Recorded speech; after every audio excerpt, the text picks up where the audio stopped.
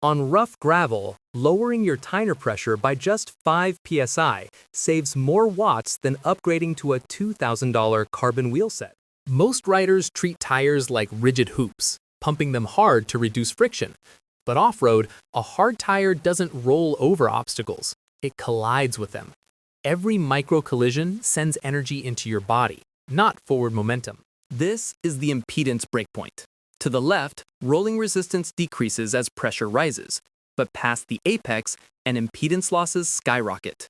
You are literally vibrating your energy away into heat and muscle fatigue. Lower pressure lengthens the contact patch without significantly widening it. A longer patch engages more tread lux for traction while allowing the casing to deform around rocks rather than deflecting off them. This is hysteresis in action. Stop guessing your PSI based on feel. We use the 15% tire drop method. We want the tire to compress exactly 15% of its height under your full system load.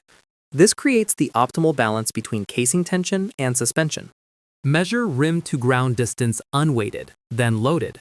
The delta must equal 15% of the tire height.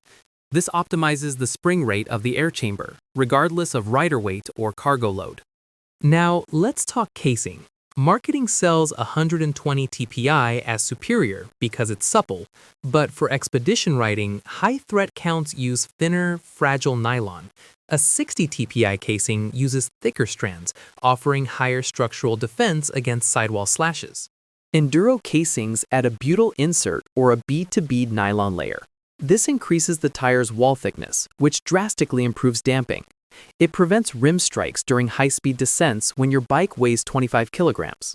Your sealant relies on pressure differentials. When punctured, escaping air forces latex particles into the void to coagulate. But above 40 psi, the exit velocity is too high. The particles just spray out. Low pressure is a safety feature. We often assume wider is always faster. This is false. Beyond 2.4 inches, the aerodynamic drag and rotational weight penalty begin to outweigh the rolling resistance benefits, unless you are riding on deep sand. Rotational inertia scales with the square of the radius. Adding rubber to the outside of the wheel hurts acceleration twice as much as adding static weight to your frame bags. Manage the perimeter weight carefully.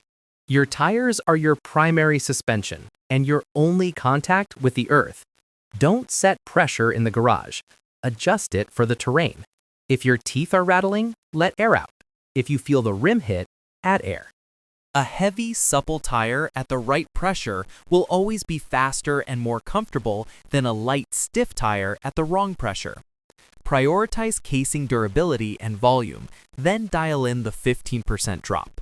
Dial your drop, trust the deformation, and keep rolling.